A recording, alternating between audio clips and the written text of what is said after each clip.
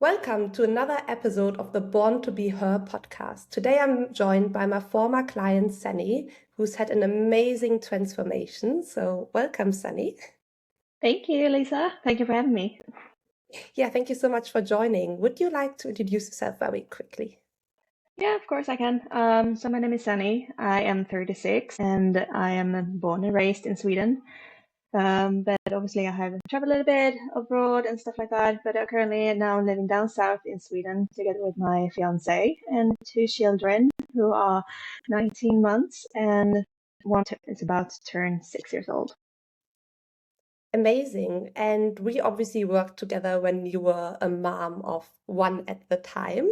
So maybe you can give us a little bit of background, like were you always a super active person? Because recently you ran a half marathon. What did your teenage years look like and your early adulthood? Okay, so I wasn't really active as a kid because when I was like 6 years old, I did horseback riding back then, but I had to stop because they figured out I had some kind of health issues, like a blood disease, where my body didn't produce enough white blood cells, so I could easily get bruised, and I got like nosebleeds every single night, and it took me about like 2 hours before it stopped. So I had to stop any type of activity as a child. Um, so yeah, so I didn't do much sports, only like PE at school. So when you and I started talking, it was just right after my first child was born. Maybe she was, I don't know how old she was, 2, 3 years old. And obviously my food habits back then was really, really bad. I ate a lot of junk food, especially McDonald's and chips. Yeah, that was like what I ate a lot. And I could feel it in my body. I felt very uncomfortable. And it was actually on Mother's Day, believe it or not. So I was wearing a cute dress and I was just going downstairs, touched the bins, and in the elevator I met with my neighbor, and Mhm. then she said like, "Oh, hi. So, wow, are you pregnant again?" And I was like, "Oh my God. Okay, so now it's actually visible for others. So it's not just me feeling it." So, and I was like, how should I approach this? Should I just like ignore it, like, or should I make some kind of comment? So then I just said to her like, oh no, I'm sorry. This is just made of McDonald's. I'm sorry. And she felt so embarrassed. And and and and after I just tossed the bins and went back up again, and then I told my spouse, I was like, man, I really need to change. So Yeah, and just right after that, you and I start working together. yeah, and I think sometimes we need that sort of really low point in our life or breaking point as a catalyst to really take action. I know for myself, when I really started my gym's journey, I was really, really skinny after a breakup, but I needed a reason to get out of bed.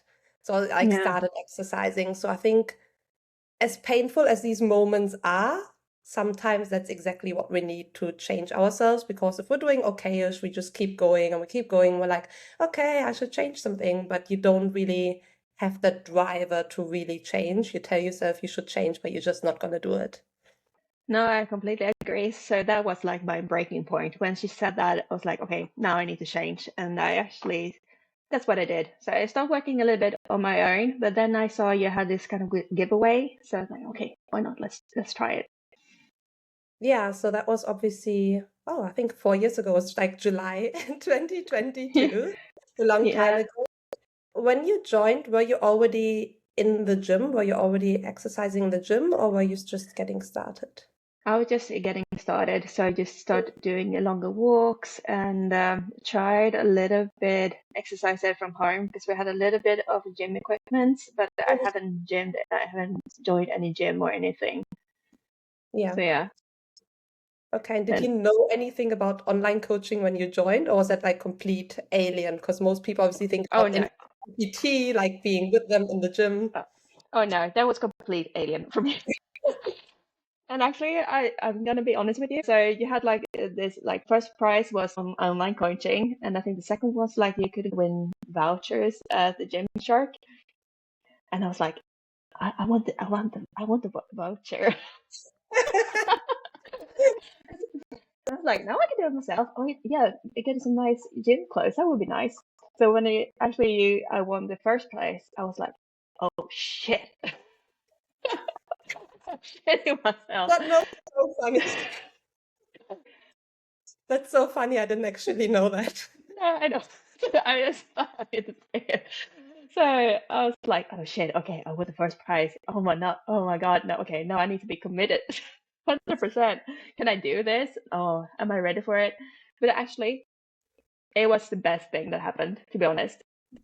Because working with you changed my mindset, and now I've changed the way I'm thinking, and now I'm just completely committed to my workouts and stuff like that. So yeah, I'm very grateful I actually won the first prize. Amazing. So you said when you won the first prize of doing like coaching together, you didn't feel quite ready? No, I wasn't ready. I thought, oh man, I can do it myself, you know. Mm. But the online coaching really helped me because then you know, you got the program, how to do different kind of workouts, and then I did the fitness pal as well to record what I was eating because then yeah, and also having you picking on me every single week, knowing like if I don't do it, then it was always gonna show. I'm really happy I actually got the push. Amazing. Yeah, I think that's the thing. Like, technically, we all know what to do, but we still don't do it. And then there's a big part of us that's always waiting to be ready.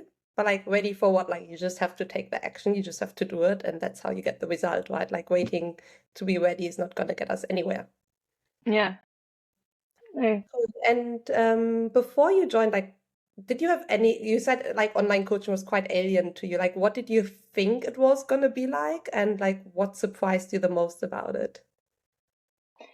uh, Actually, how quite easy it was. Like, I really liked the app that we were using, like the tools of it, and how everything was structured. Like, everything was beneficial for how my life was at the time, Mm.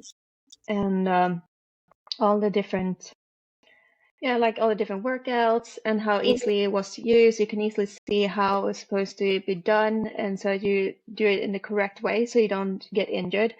And also, if there was anything like I was not quite sure about, if I was doing it correctly, I can always just record it and send it to you, and then you can just adjust. Yeah, You just adjust it. because obviously you don't have someone in the gym with you checking what you're doing, but then the app shows you for each exercise exactly how to do it. And Yeah, like you said, you can just submit a video of yourself where I can take a look and be like, okay, we need to adjust a little bit more here, or like watch your back here, and then we still make those adjustments. But unlike PT, you're also like covered the rest of the day, right? With your nutrition, if you're having any doubts, if maybe you're falling off track and you just need a little bit pep talk. That's, I think, the biggest difference in online coaching versus, just having someone in the gym. yeah. And also, I really liked that even though I was really uncomfortable, like taking the first pictures, just you in like underwear was really, it was dreadful to look at the first Mm. image. But then when you slowly see the progression, and then you're starting seeing results, it was amazing. Because then you Yeah. remember, okay, that's the old me now, and this is me now, and look at me, I'm getting stronger, I'm hitting new PBs. I think that was yeah, it was really cool, and how also my mindset changed as well. Hmm. Yeah, I think that's the thing. Like sometimes when women start working with me, the first check-in picture, even though it says in underwear, some women put like leggings on and the top on, and you can't really see. Yeah, And it's obviously understandable because when you're starting, a lot of women are obviously uncomfortable. But actually, what you find is if you take the very uncomfortable picture, it's amazing because 6 months later, you're like, oh my gosh, I can't believe how far I've come. And there's so many women who mm, don't want to take the before picture, but then when they have gone through the transformation, they love seeing the side by side because you can really see the transformation. And I think that's why it's so important to take the before picture, even if it's very uncomfortable. Yeah.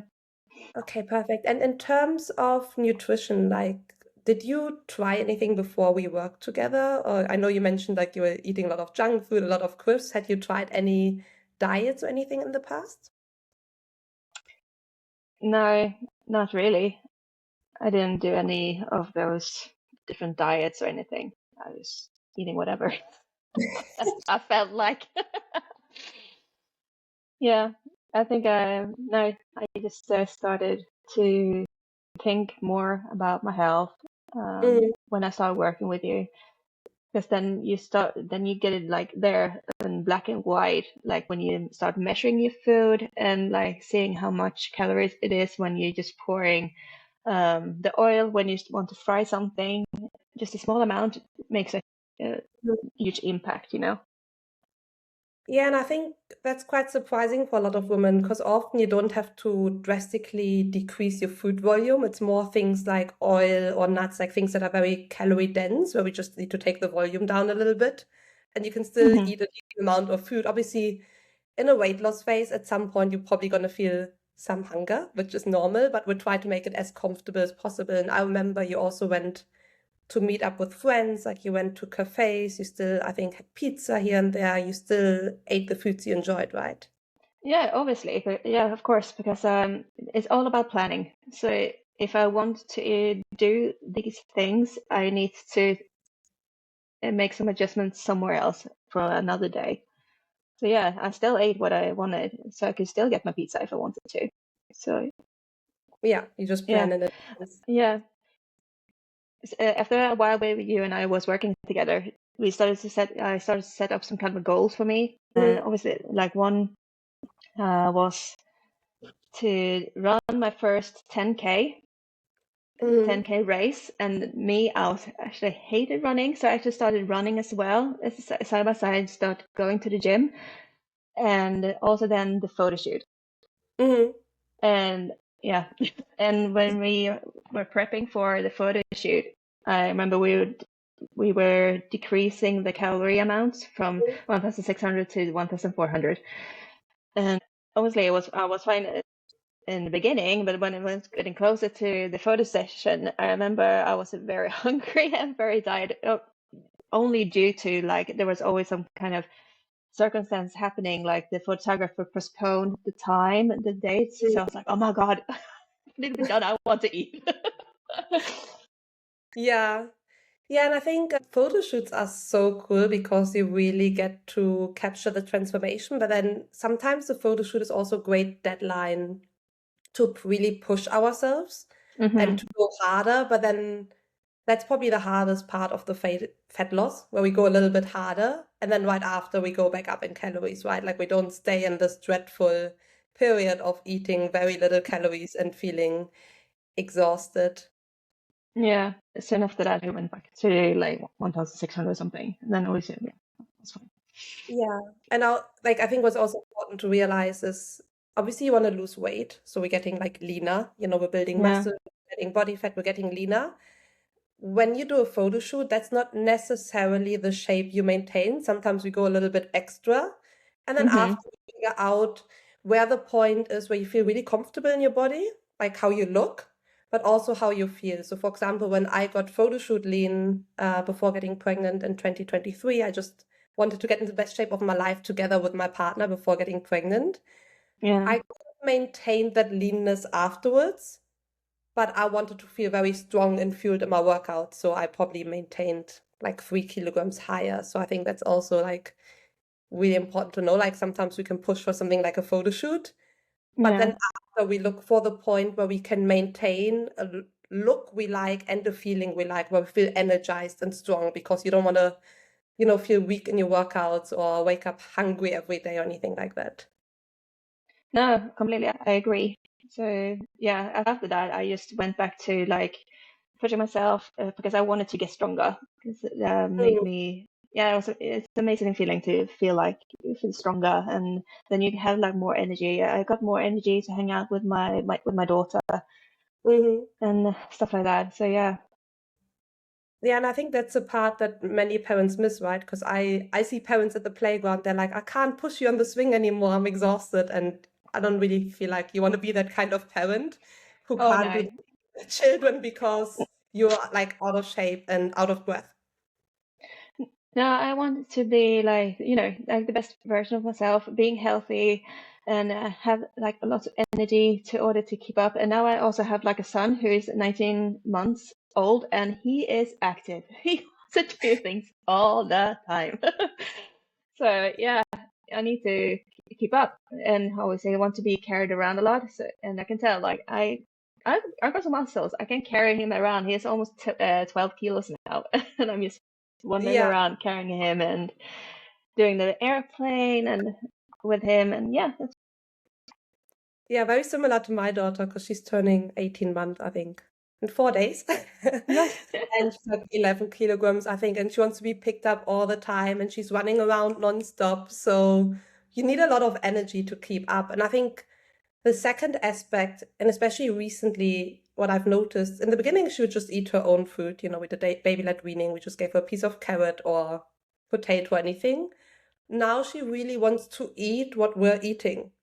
So if Hmm. she observes me eating, crisps every day and all this junk food, they start copying from a very young age, I think. They really pay attention to what you're eating and they want to eat the same.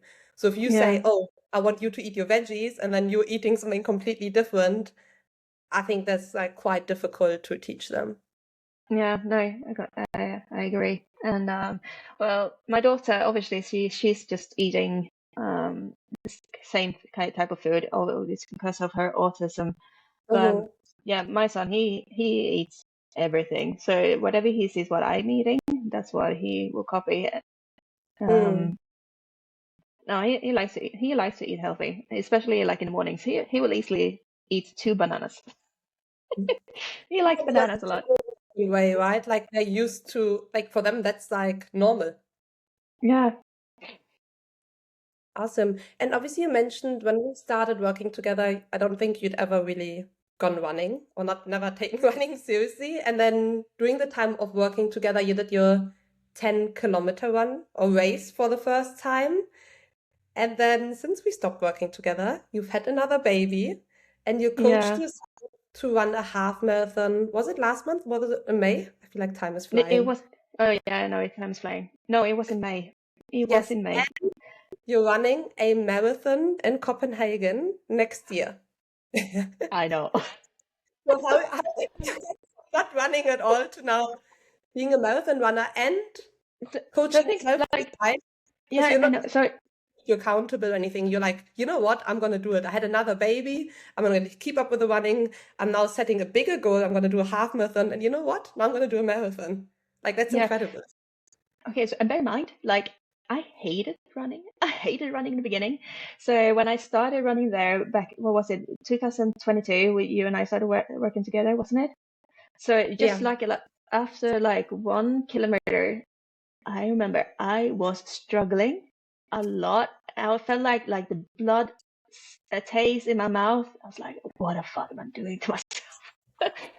uh, but then like after it just it doesn't take a long time and then you kind of get used to it and you're getting better and better and better. So obviously when you start running, you need to just do it slowly, progress slowly.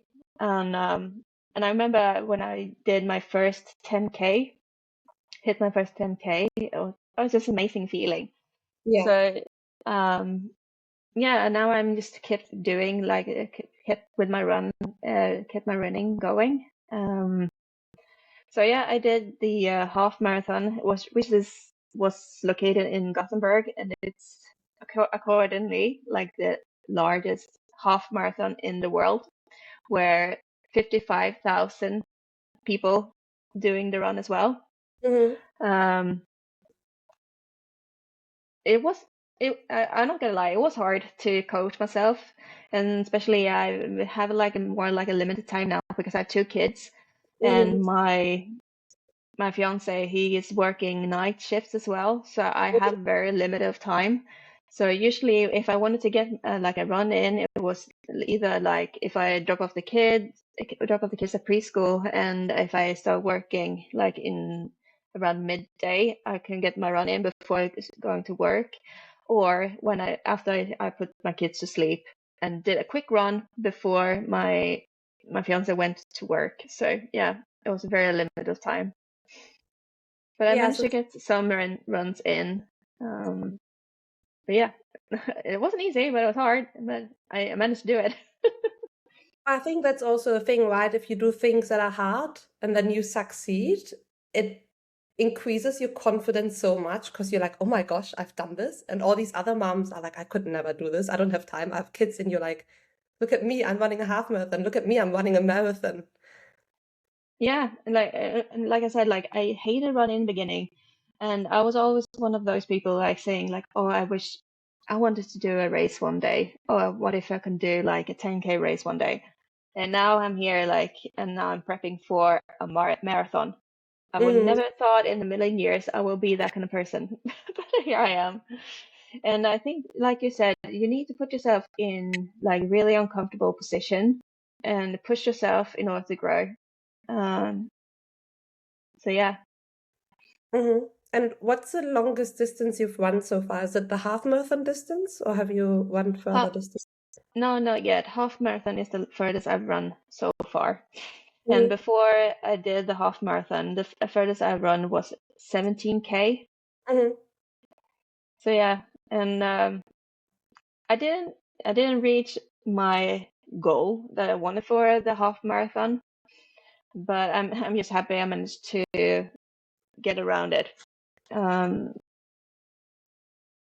because on the day, like even just like a few kilometers in, I started getting cramps, really bad cramps, and I thought like, oh my God, this is it? Should I just quit? But I'm like, no, I'm gonna push it through. And throughout the run, like there were probably like after sometime middle of the race, it the cramp stopped a little bit on my right leg, but then it came back again. So I Mm, was struggling. So I was like, no, I'm not gonna get up. I'm gonna do this. So I had to drop my expectations of getting in at the finish line at 2 hours or 2 hours and 15 minutes. That was my mm, main goal. But then I ended in 2 hours and 37 minutes. mm. But you still completed your first Yeah, half marathon. yeah, I completed it. And I mean, there were people who fainted and stuff like that because it was really hot that day. So Yeah. yeah. And I also think for me personally, like announcing it publicly on like Instagram or telling people is like a little push as well. Because you know, afterwards people are gonna ask, how did the half marathon go? And you don't want to be the kind of person who said, "Ah, I couldn't do it." For Yeah, me I know. personally, it helps a little bit as well. Yeah, so I was kind of like a little bit forced, like I need to do it now because I made it an announcement I'm gonna do the run. So yeah, no, but it felt amazing after I did it. At the time, I felt like shit. Finish line because I didn't prep my nutrition enough. So that's what I'm gonna take with me Mm, for the marathon. I think I only had like oatmeal for breakfast, and obviously I was so nervous. I went to the toilet 24/7. It felt like, and so yeah, I I needed more nutrition for the run because I felt really sick at the end of mm. it. I yeah, I'm not gonna go into details, but I didn't feel great. It took me a while in order to get home. Yeah, Yeah. that's always things where you can then learn and make adjustments, and you just keep learning along the way. But yeah, I love that. Like you set a point of no return. Like, you know, you set something like a half marathon date or photo shoot, you announce it publicly, and then Hmm. you have to go do it. So then you have to follow through. You don't just have to follow through on the day, but leading up to it, right? You're like, okay, I'm tired, but I still have to get my training session in because I have my half marathon. Or, you Hmm. know, I'm tired, but I still have to get my gym session in because I have my photo shoot. And just for me personally, like having a deadline and a point of no return and adding this public layer of people knowing I'm going to do it makes it so much easier to stick with it. Yeah. No, I agree. Awesome. And So yeah, yeah. no, I'm saying you don't need to do like this kind of big setting those kind of like big goals in order to like keep doing the runs or going to the gym. For instance, like I'm gonna start again, setting a goal like doing a pull up. That's one main goal. So you don't doesn't have to be like a big thing. So you can just, if you setting your small goals, that will motivate you to keep working out, even though when you don't feel like doing it. Yeah, I think it's just about the next step, right? So when you haven't run, it's like, I'm going to do my first 10-kilometer race. Okay, then you've done your first 10-kilometer race. You're like, okay, I'm going to do my first half marathon. Now you're like, I'm going to do my first marathon. But you don't start out with, I'm going to do my first marathon. You start out with, I'm doing a 10-kilometer race. So just what's the next best step for me to take? And then taking the action to Yeah. get there and reevaluating, right? Yeah, or you can do like a 5K race and you're setting, I'm gonna hit my new PB for the 5K race. So yeah.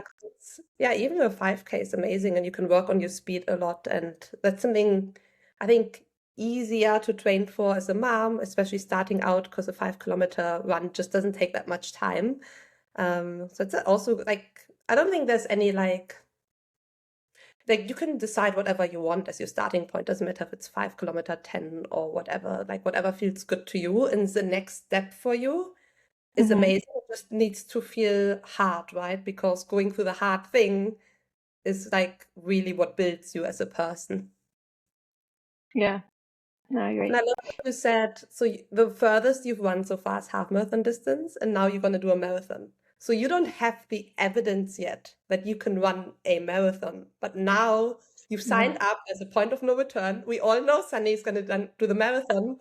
So now you're creating the evidence, right? Now you're Yeah. becoming the person who's running the marathon. You show up as a person who runs a marathon, who nourishes herself, who rests, who trains.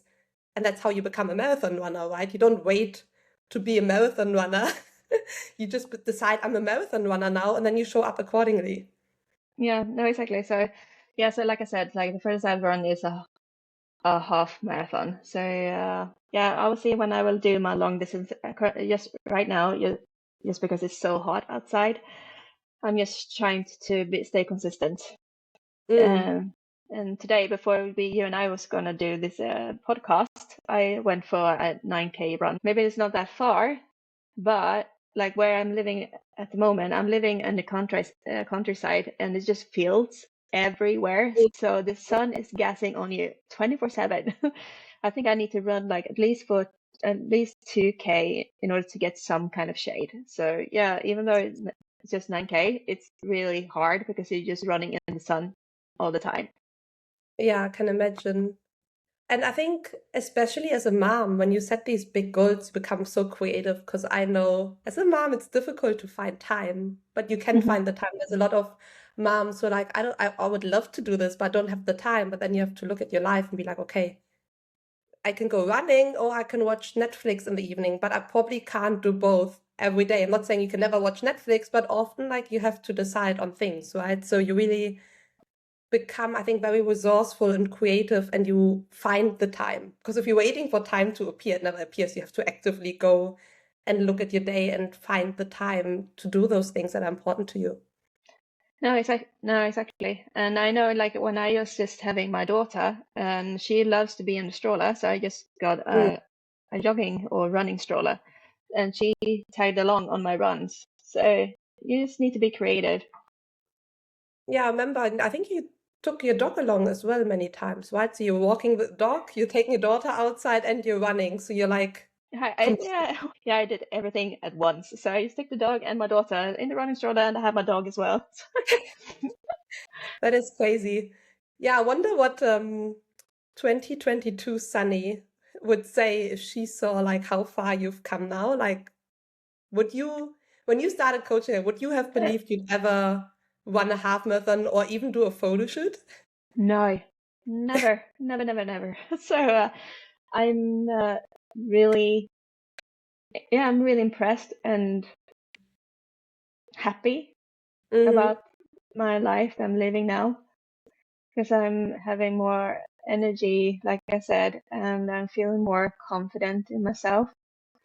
And I'm not as lean as I was back when we did the coaching, but I know I can get there if I want to. When I did a fitness photo shoot, that was like the leanest I am. But then when I'm looking at everyday life where I can also eat out once a while, enjoy the foods I'm eating, have all the energy in the training, that's probably a little bit less lean, a little bit more body fat. So I still have definition. I still love how I look, but I'm not as defined. But I prioritize having that balance of looking good and feeling good and strong and energetic. And I think that's really important because I would never push someone to look amazing if you're feeling terrible. Like it's about that balance, right? You want to Yeah.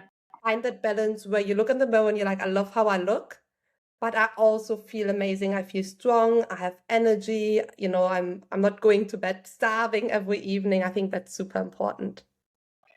No, I totally agree. And that's how I'm feeling right now.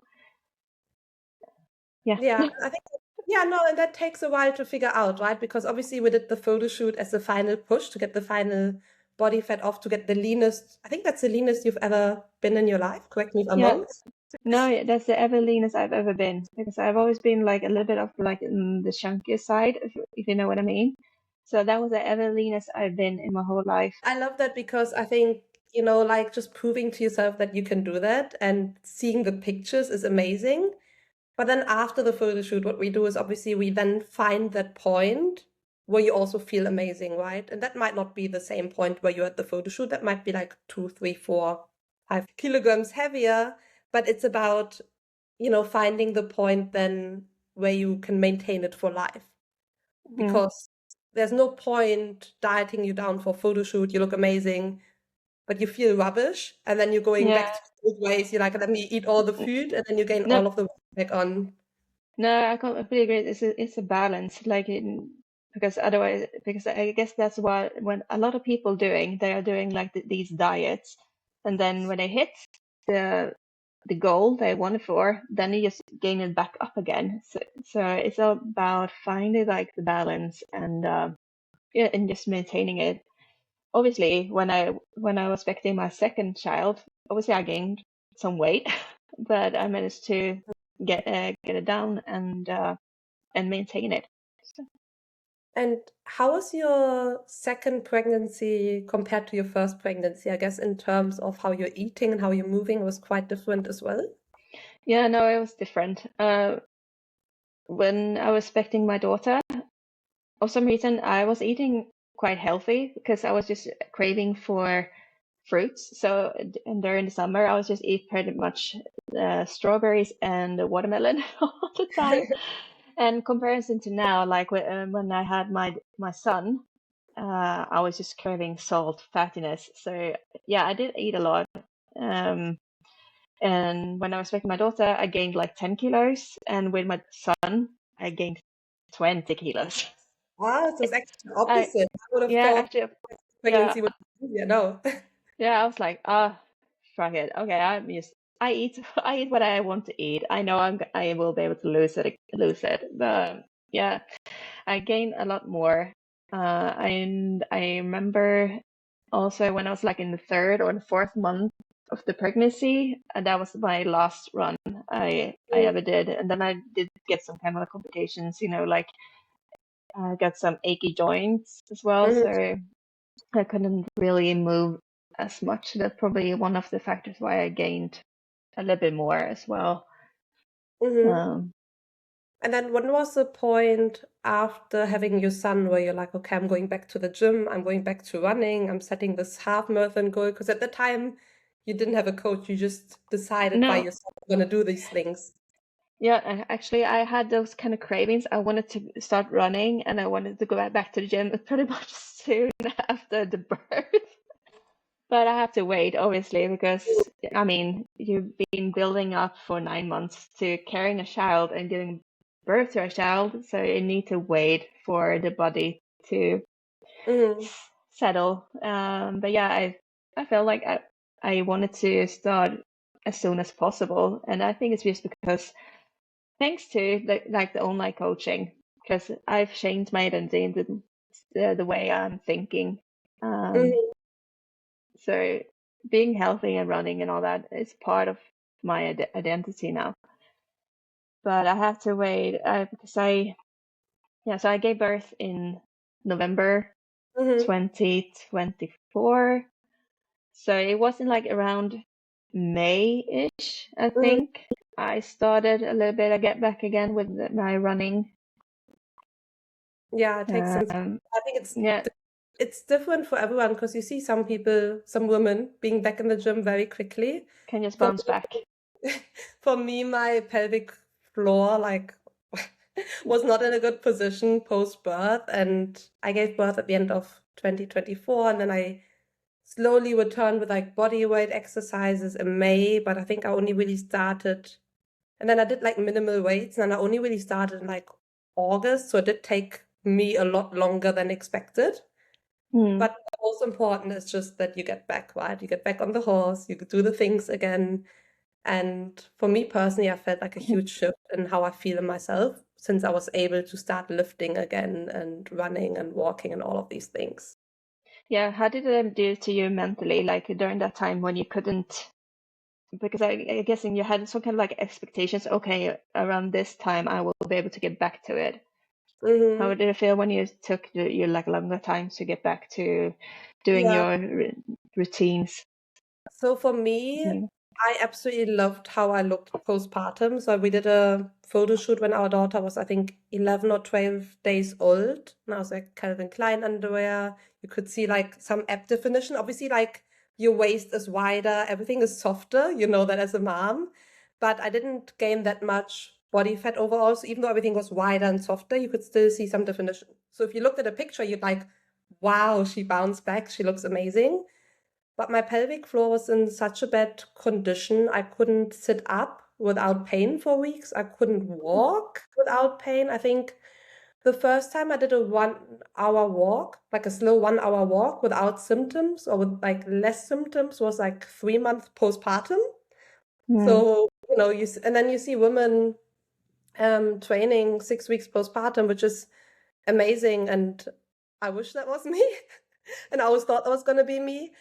But yeah, so for me, I felt very disconnected from my body and I felt like my body was broken. And before I saw a pelvic floor therapist, I didn't like my body felt so strange because I was used to performance. I was used to feeling strong and being able to run and walk. Like, if you know me, I go for a walk every single day. I still went for a Yeah. walk every single day at 9 months pregnant. And suddenly my body couldn't do those things anymore. And for me, the hardest part was I didn't know if my body could do that again. Because I went to my gynecologist at the 6 week checkup and she's like, oh, everything looks okay. And I'm like, okay, I have these symptoms. She's like, oh, no, that's fine. That will go away. And it didn't go away until I actually Mm. went back and pushed to see a pelvic floor therapist. Um, and then we managed to sort those issues. And now I'm able, now I'm working on weighted pull-ups again. I think before pregnancy, I did 15 kilograms. It's the heaviest I've ever done. I'm working towards 20 kilograms, um, doing heavy deadlifts again. So now I'm feeling like strong and confident, but at the time my body felt completely broken. And even though I looked amazing, my confidence was not there because I just felt so disconnected from my body. Yeah. Yeah. No, you have done like an amazing journey uh, during Thank that time, and so even like if like look amazing, it's very important that you feel amazing. I think that's even more important because then it reflects how you look on the outside. As long as you feel great on the inside. Yeah, I think I'm a fan of both. Like, like there's this whole body positivity movement, which like just love yourself wherever you are. And we should always love ourselves. Hmm. But we should also do, if we're not comfortable in our skin, it's fine to change and do something. So for me, it's always a combination of loving the way you look and loving the way you feel. But yes, like if you just look amazing by society standards and you feel completely disconnected from your body, you feel completely broken, then no look is ever going to help you. Like it starts from within for sure. Mm. And obviously, also doing this because I wanted to stay healthy and I want to set an example for my kids as well. Mm. Because today, as you know, as in today's society, a lot of kids are not moving as much as we used to back in the day. So setting those kind of standards, also showing my kids how to live a healthy healthy life, you know. And I would say my kids, they are too small right now, but I have also two step kids as well. Mhm. And I usually take my 9-year-old with me for runs as well, and he enjoys it.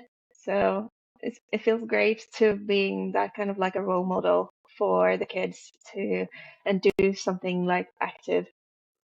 Yeah, I love that. And I think, a lot of people, a lot of women think, oh, I'm out of shape because of my genetics. But usually it's not the genetics you passed on, but the lifestyle you passed on, right? Because my husband Jeff, he's adopted and his whole Mhm. family is overweight, and he used to also be overweight. Not just overweight, but he used to be obese. And Mm, now he's in amazing shape. He's gonna run the same marathon as you, so we'll see you there. yeah, He's I know. done his first half marathons. He's looking absolutely amazing when, most men that age start also going downhill without having given birth to a baby. But it's like, oh, I don't have time. I have kids. I have this. I have that. So for him, like, it wasn't genetics. It was just the lifestyle he adapted from his family. Yeah, no, it's I don't understand why people are blaming on genetics because it's not about genetics. It's the way you're living. And I can also say this: I have problem with my thyroid as well, which causes me it's a lot harder to lose weight or whatever. But it doesn't mean it's impossible, but I can do it. Yeah, So when I had problems with my thyroid when I was like 7, but then it was overactive. So obviously then I can easily drop the kilos, but now it's underactive. I have done an operation, so I need to take a medication in order to have like a balance of my thyroid gland. And but yeah, like I said, like it's harder, but it doesn't mean it's impossible. I don't blame my thyroid because I also heard like other females blaming, oh, I'm overweight. Oh, it's because my thyroid. I don't know. It's hard for me. I can't do it. But then I can easily tell, like, well, look at your living habits. If you yeah, just do like small adjustments, you'll see results. I think like you are what you eat. yeah. For sure. And I think there's this important distinction because so in terms of genetics, there's different body types, right? If I look at my daughter compared to other children, to other girls or boys, she's got really big legs, but they're muscular. Like you can see she's got quad muscle. So I mean, she could still change, but she might always be someone who's just got more, like bigger legs, but muscular legs, right? I'm someone I've always had delt definition, even when I didn't train yet. So it's definitely different genetics, but like if we're looking at something like body fat, that's your lifestyle, right? We have different frames. Some people have more, you build leg muscles more easily, or you build upper body more easily, or you tend to hold fat here more, you tend to hold fat more in a different place. So there's a lot of individual things, but if we're looking at body fat, it always comes down to are we overeating? Are we eating a lot of junk food? Are we moving enough? So, 10 women could go through a program and they could all look completely different at their happiest, healthiest. um, and I think that's very important to remember. Like, not everyone is going to look the same way when going through a journey, but we can all work to the best version of ourselves. And I think it's so easy to hide behind your condition, right? Because I've had a lot of different clients who've had different conditions, and then it's like, oh, I have this condition, I have that condition, but then they're eating against even the recommendations of their doctor. So if you have a condition, that should be even more reason to eat healthily, to move, because there's no scenario where moving and eating well is not going to help you. Like no scenario, right? No, exactly. I agree. And and you should never think like, oh, it's too late. When for example, if you're 36, like, oh no, it's too late. It's never too late. I really enjoy watching those like inspiring videos of elderly women who start doing lifting or running marathons. I'm like, that's so freaking amazing. And when I'm talking about elderly, I'm saying like 80 years old. I've Mm, seen someone who's 80 doing ultra marathon. How cool is that? Yeah, I mean, I've had a client who was like mid-40s when she came to me. She was perimenopausal. She's like, probably can't change because of this. But there's still so many adjustments we could make. Like her nutrition wasn't 100% on point. Her training wasn't optimized. So you can always become the best version of yourself at any age. I had Elizabeth on my podcast last week. She's 59. She's got a six pack. See? Had two kids. When I competed in bodybuilding, there was a woman called Helen. She was in her 60s. We're all like mid 20s, I think some beginning of 30s, and she was in her 60s. And, she didn't win the body competition, but she was in the best shape of her life. So, Mm. like, ultimately in your own race, right? Like, you just compare yourself to where you used to be, and it's never too late to start.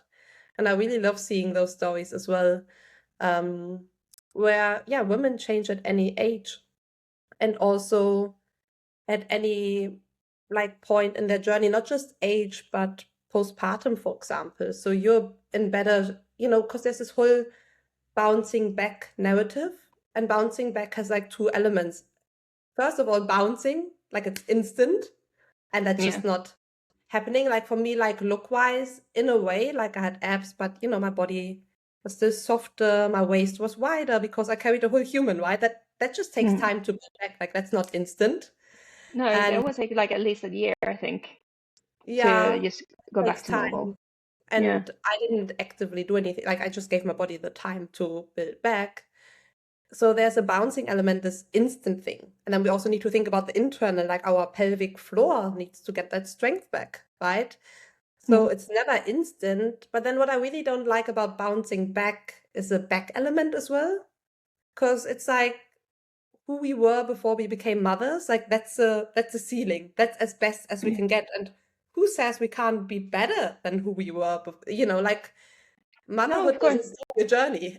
Exactly. And look at me now. Like I didn't train or anything before I had kids, and now I'm done a half marathon and I'm training for a marathon. Like I never done that in my 20s or so. Yeah, no, it doesn't mean like as soon as you have kids, everything stops. Oh, you reach a golden year, like your best years of your life. No, Yeah, it's not. It's not true. yeah, it's the same for me. Like I've never done a 20-kilogram pull-up, but now I'm working towards a 20-kilogram pull-up because why shouldn't I be able to do it just because I had a child? Like, yes, it's taken me a long time to rebuild with pelvic floor issues, but it's not over. Like it's just taking a little bit longer. And I've run a half marathon before getting pregnant. I wanted to tick that off. And I haven't run a marathon yet, but I'm 100% confident when I sign up and I train, I can do it. Like, why wouldn't I be able to do it just because I'm a mom, just because I had a baby? Like, it doesn't make sense to me. It just, I think this limiting belief we have in our minds, and it can then also justify not taking action. Because if you're like, oh, this is as good as it gets, then I don't have to try to do these things that maybe are scary and take bravery because I'm sure for you, even like signing up for your first marathon, something you've never done before, it takes some bravery, right? You really have to back yourself. Yeah, because that's not like an easy thing to do. It will No. take a lot of time and a commitment. And doing a marathon is not like an easy thing because it will Mm. take a lot on your body to do it. And it's something you And can't fake, right? Like you can crash diet for 3 months and lose some weight, but something like a marathon, you have to show up for consistently in training. It's not something, there's no shortcuts, right? Like it's not same with my pull-ups, like a 20-kilogram pull-up, there's no do it short. like on no, you don't do it for like on your second session. Like okay, let's do it. No, it will take time. It takes consistency and to build up to where you want to be. Um, And I think it, that's cool. Like what I see with a lot of women who came to me, they started with a weight loss journey. They're just like, okay, I want to lose some body fat. I want to look better in clothing, which we can obviously do. But usually for the ones who really transform and maintain that long term, it's because identity shifts and becomes more about the process. So you're falling in love with getting stronger in the gym, you're falling in love with running faster or running longer distances, you're falling in love with setting yourself a bigger goal and then a bigger goal and a bigger goal. And you're proving to yourself over and over again that you can do this. And then 2022, when you came to me, you didn't run a single kilometer before. And now next year it'll be Yeah. like, holy shit, I ran a marathon, right? So it becomes so much bigger than weight loss. And, because you're active, you're building muscle in the gym, you're running, of course, it's a lot easier to be in shape, right? Like the body naturally follows. But if all you focus on Yeah. is the scale, the scale, the scale, it's a very short-term journey and very frustrating Mhm. journey because all you're looking at is this number and it doesn't change every week. You might get your period, the number goes up.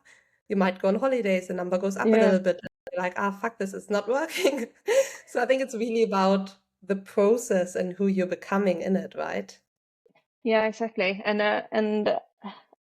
I after we stopped working, I haven't stepped on the scale pretty much never. Just once in a while I do it. But I think it was quite good for me thing to do when I was working with you, like because then I was stepping on the scale every single day and take pictures once a week for the weekly checkup.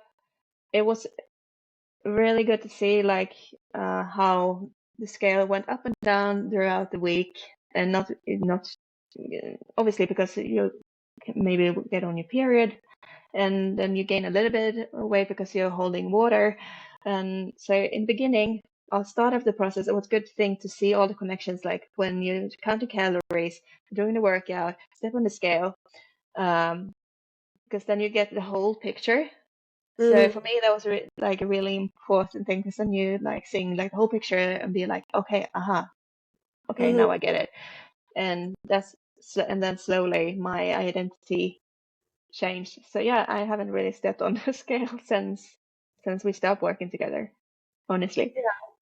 And I love that because I think a lot of women think like stepping on the scale every single day is obsessive. And of course, if you just weight loss, weight loss, weight loss, weight loss, and you're stepping on it every day and you're like, why did the number not go down? Of course, you're going to start obsessing. But the reason why I like to go on the scale every single day, at least in a weight loss phase, is Hmm. because, especially as women, I mean, it happens to men as well, but especially as women, our scale fluctuates a lot. And if we take a measure like once a week, we take it Saturday and the next Saturday, maybe our weight is up, but we might have hit a new low in between and we don't see that. So Yeah, I'm not someone who obsesses over the number. I would never be like, Sannie, your number is up, like what's happening? But it's more like getting the bigger picture, like really seeing what's going on. So just having data points, really getting the full picture. And then after 2 weeks of daily points, then we can see, okay, was it a fluctuation because of period or because of, eating a little bit of extra food, holding some extra water, or do we actually need to change something? So just giving me a lot more data to make an informed decision, to make adjustments or not make adjustments, and also for you to understand like what's really going on, because it's never this one data point. We always have to see it in context. no, exactly. And also, you shouldn't expect like losing a lot of weight in just a month's time. Bear Mm, in mind, like you're gaining weight during a long period of time. That's talking about years. And then mm, people are expecting to lose all of it just in a couple of weeks or yeah. months. And then it doesn't happen. Then you get disappointed and then they go back to their normal habits. I mean, there's so many programs out there. We all know how to lose weight and we can all lose the weight very, very quickly. But then if you can't maintain the result, then what's the point? If you're going back to feeling miserable afterwards and not liking how you look, and then you're going into weight loss, gain, weight loss, gain, weight loss, gain, and then it's a never-ending circle, right? Yeah, exactly. And I also really like what you mentioned about, you're not currently counting calories or stepping on the scale. Like, I haven't counted a single calorie since July 2023, since my photo shoot. Mm. Um, and now, like, I did a photo shoot prep, but more to gain my strength back on. And I just stepped on the scale, like, a bit here and there just to see if I was gaining muscle back on, like, just to have a bit of data point. But I'm at a point in my life, unless I was gonna prep for a photo shoot and want to get extra lean, I don't count calories. I don't step on the scale regularly. And if I do, just like a data point, but I don't make any changes. And I think, that's a sweet spot to be in. You don't have to count calories forever. You don't have to step on the scale forever. It's a short-term tool. When I say short-term, it's probably not 3 weeks. It might be a year. But if you're Mm-hmm. looking at your life, you might do that for a year, and then the next 30 years, you're able to maintain that. So it's an educational tool. It's not something that you need to use forever, unless, of course, you want to, but it's not something. I think a lot of women think they have to count calories for the next 10, 15 years. Oh, no, no, no. No, you don't need to. And I think when you have just worked for it for a short period of time, then you you kind of like remember like, okay, I don't know roughly how much calories this is. And yeah, that's how I've been maintaining my nutrition, and I'm eating more healthier now. I and I can easily tell now after I've been going for a run, for example, I'm not craving junk food. I just want to eat something healthy. I think that's such a big point because I used to like junk food. I used to like fried food. Hmm. Oh no, And same. and then I started eating differently. And now sometimes I'll eat something fried and then I feel terrible after. And I'm like, oh, back in the days, I wouldn't even have noticed I'm feeling terrible after. That was probably like my normal. Now, because I'm so into fueling my body, not from an obsessive way, like I just like to feel good and eat things that make me feel good. Now, when I eat something that doesn't sit well with me, I immediately notice I'm like, oh, that didn't actually make me feel good. And then I'm like, okay, I really consider if I want to eat that again or not. Another thing I find like very interesting as well, like as a society, as soon as you're becoming a mom, that's what the only focus should be in. And a lot of people uh, like kind of like questioning, like especially women, if we're like going to the gym and working on ourselves, we get really criticized for it. I don't understand why we should be criticized for it because we are, uh, when we are working on ourselves, that's become like, oh, you're so selfish. But how is it selfish taking care of yourself because you're working on yourself and by doing that, you're having more energy to taking care of your kids, and you possibly will live longer in the long run. So why I don't understand why is it such a selfish thing? It's not like we're working on ourselves, I'm going to the gym and leaving our kids behind. We're doing like during time when they're probably like or if they're going to sleep or something. You know what I mean? Yeah, for sure. And no one's questioning moms meeting other moms for brunch, having a glass of alcohol, or, Hmm. staying up late watching Netflix, but then you're taking care of yourself. And I don't think I've ever actually heard it, but I know it's a big society thing where women get called selfish for it. Maybe people also realize I have a no bullshit attitude, so they don't say it to me. I'm not sure. But the one thing, like what you mentioned, is you can't pour from an empty cup. So most important, mom needs to be, full, a full cup. You need to have the energy to play with your children. Also, when you train, your nervous system is more regulated. So when your Hmm. child is having emotional breakdown, I mean, any children have that, but probably with an autistic child, it's even more, I could imagine. You need Yeah. to be able to remain calm, right? So if you're all over the place yourself, you cannot co-regulate your child. So it's really important to be in a good state yourself. And I think the third part, and especially as a girl mom, I want my daughter to learn to look after herself. So if I'm abandoning myself and giving everything to my marriage and everything to my children, she's going to do the same one day as well because she's getting modeled. I don't matter. And I want her to look after herself first, right? So I have to model that. And I think then the last aspect is like, yeah, do you want to be healthy? Do you want to be able to run around with your grandkids? Do you want to be able to meet your grandkids? Do you want to have the energy to run around with your kids? And do you want your kids to have to worry about your health when you're 60 because you have your first stroke at 60 or you Hmm. have this or that? Or do you want your kids to be having, this mom who's really energetic, who can be there for the grandkids as well, who's present, where we don't have to worry about your health? So looking after yourself is so important for yourself, but also the standards you set for your children and being able to be fully present in your children's lives. No, completely. I completely agree what you're saying. Yeah, and I think there's also this aspect where you called like vain for, looking after yourself. Like And I think that's often coming from other women as well, like maybe not feeling so comfortable in their body. Like if you want to look amazing, also there's nothing like what's wrong with it? Because I think it's much worse if you're a mom who's out of shape and you might say you're fine with it, you can practice all the body positivity. But I do think a lot of girls grow up with moms who look in the mirror and say, oh, I don't look good in this. Oh, Mm-hmm. I look bad in this. Or I can't wear this. And I don't want my daughter to ever witness this self-talk where I talk about myself negatively. Negatively. No. And you can like say in public, like, oh, I feel great in my body, but do you say that in private as well? And if not, obviously we can change how we talk about ourselves, but it's also okay, to change how we look so we can actually believe it, you know?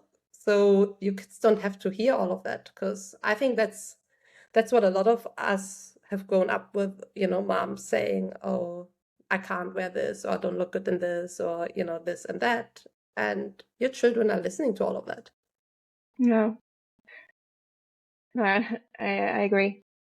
And not just like moms as well. I think we also get influenced by our friends as well during school time as well. Yeah, was that a big part for you? A little bit. Obviously, because I was a little bit of the chunky side, I obviously looked how my classmate looked. Mm. Yeah, it did affect me a little bit. Yeah, I mean, for me, so I was always very skinny. I was always into sports. And then someone would always call me anorexic. And I'm like, I'm not anorexic. Like, what am I doing with this information? So I think it also goes in both directions. Like, why do we have to comment on people's bodies? I don't know. It's been in the society for a very long time now. Yeah. Yeah, but I definitely think this part of not just commenting on bodies, but commenting on people actually taking care of themselves is like Mm. a, and I'm so tired of that. So I love Yeah, changing the same. narrative. I love that you're changing the narrative of, no, I'm looking after myself. And that doesn't make me a selfish mom. That makes me a better mom and a better wife soon. And just I feel good in myself, so then I can pour into other people and I can be the best version of myself, best mom, best wife, best daughter, best, whatever. Yeah, no, I completely agree. That's how I feel as well. And that's why I love keep working out and do my running and go to the gym because that makes me feel great and regulated and you know. Amazing. And has there been any feedback from like, I wonder, like from family, from your fiance, like when you started changing, like what has been the resonance when you completely changed your lifestyle? They've been very supportive. My fiance, he likes me the way I look. He even likes me if I'm a little bit chunky, chunkier. But he is happy for me because he can tell I'm feeling more happier. So he noticed that shift in energy with you, that you're like showing up happier with more energy. Yeah, yeah, he saw that, and yeah, he gets a little bit inspired as well by it. So I made him. He wants to go out for a run as well because he's watching me doing it, and so he got a little bit influenced by it. And Mm. it's also very nice to see um, when I was doing the coaching with you.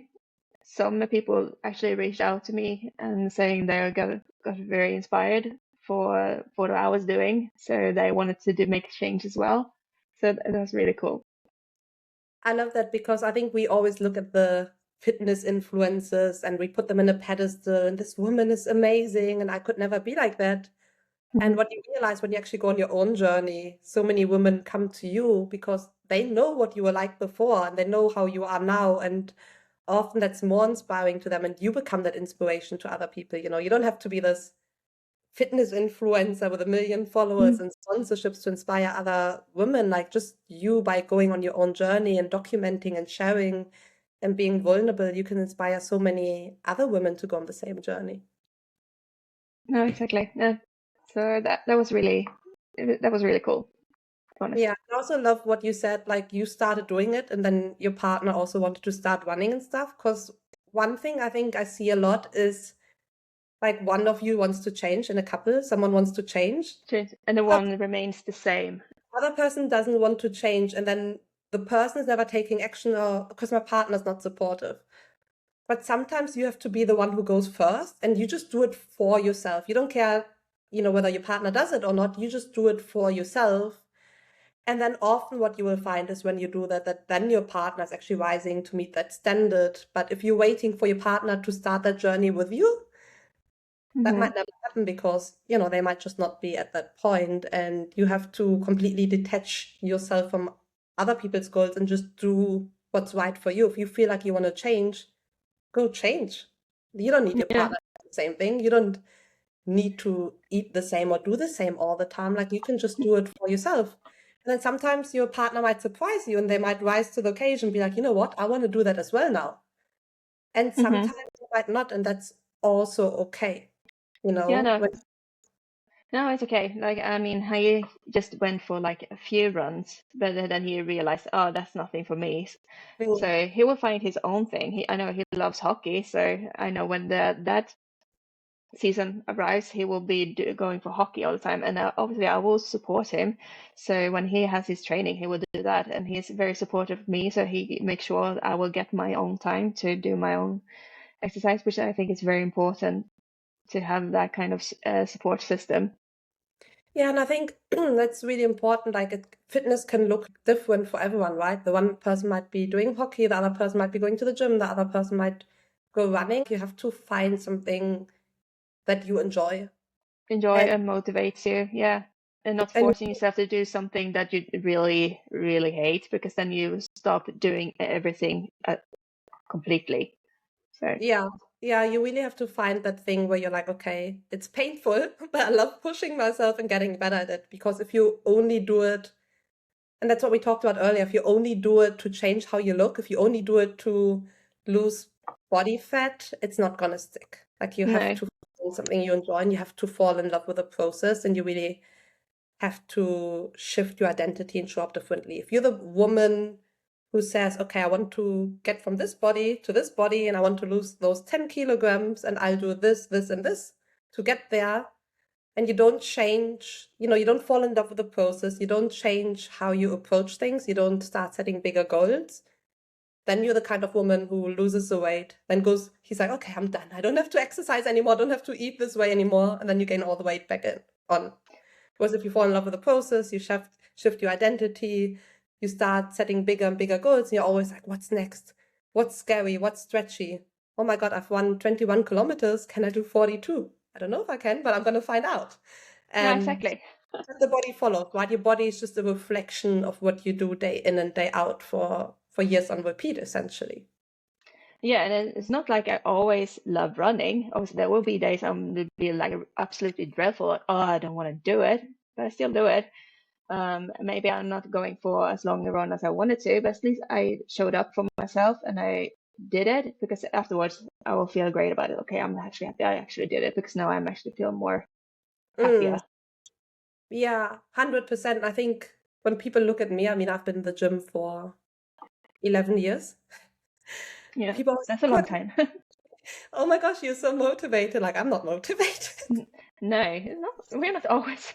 Majority of the time, first of all, majority of the time, I don't feel like showing up in the gym.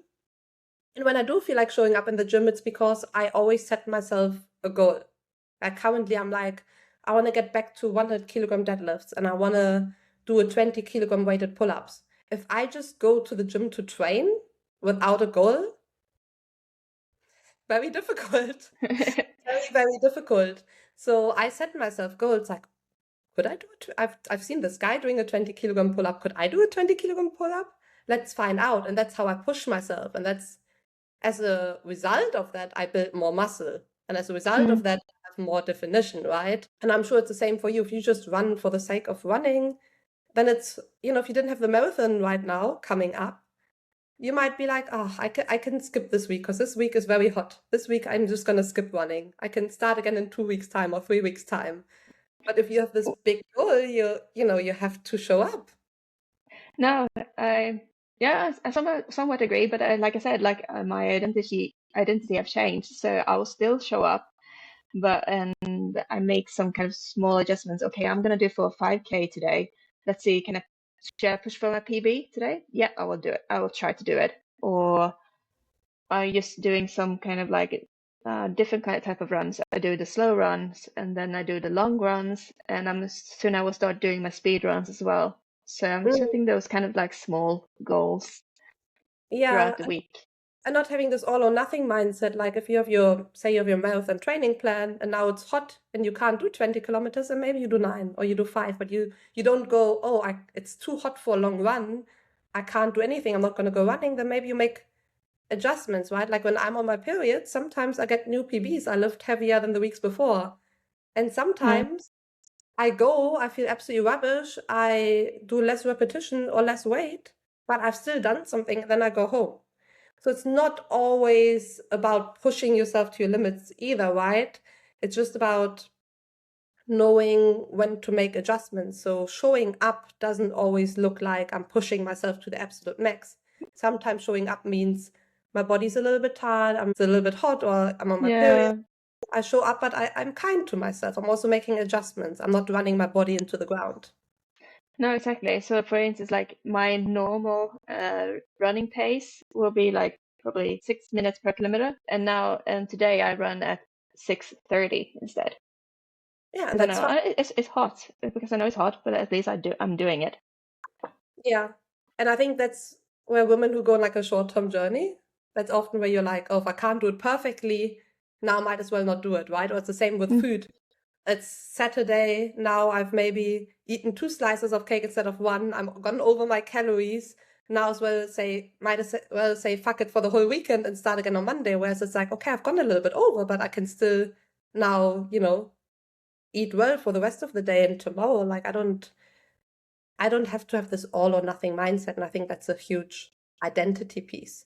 Like seeing the bigger picture and just showing up in whatever way or form that you can. For me, postpartum was just like about being able to walk without pain again. And then, doing body weight exercises and then doing the tiniest weight on the cable machine, which felt kind of weird because I'm used to being the strongest woman in the gym. So I'm just doing this tiny weight, but Yeah. that's what my body needed at the time. So showing up always looks differently, but it's about